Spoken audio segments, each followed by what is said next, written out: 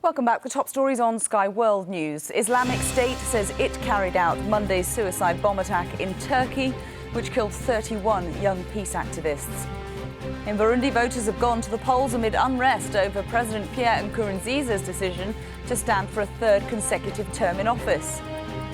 And Donald Trump is under growing pressure to pull out of the race for the White House over controversial comments he made about fellow Republican John McCain. The Islamic State terror group has claimed responsibility for that suicide bomb attack in Turkey's Kurdish town of Suruc. Many say that with the extremists fighting Syrian Kurds across the border, it was just a matter of time before Turkey's Kurds were also targeted. We spoke to the journalist Dorian Jones, who's in Istanbul. There is a feeling of shock all across the nation because many of those that were killed were not only Kurds but Turks and very young. I mean, these were mainly university students. Those that are killed were all across the country, from the Black Sea, from Istanbul. All across the country were victims of this terrible bombing. So the feeling of shock goes far beyond just the Kurds, but across the whole country. But it has to be said, while there is a great deal of shock, there isn't that much surprise, because critics of the government for some time have been warning its policy, they claim, of ignoring Islamic State threat leaves Turkey open to such an attack. And this attack does seem to vindicate those fears.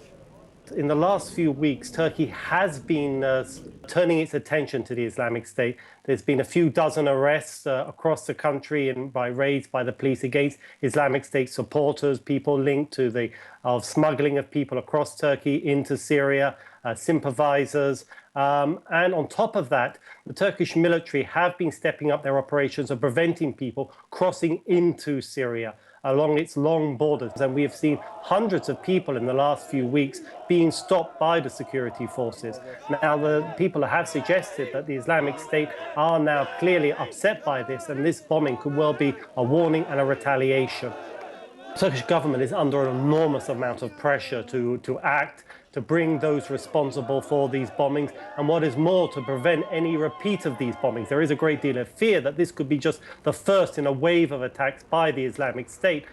Analysts do warn, though, that if Turkey does ratchet up its operations against the Islamic State, then that could provoke further attacks. But at the moment, the government is under huge pressure to be seen to be taking a far more stringent attitude towards the Islamic State. And the Prime Minister, Ahmet Davutoglu, has said that all efforts will be made to crack down on these people, to bring them to justice.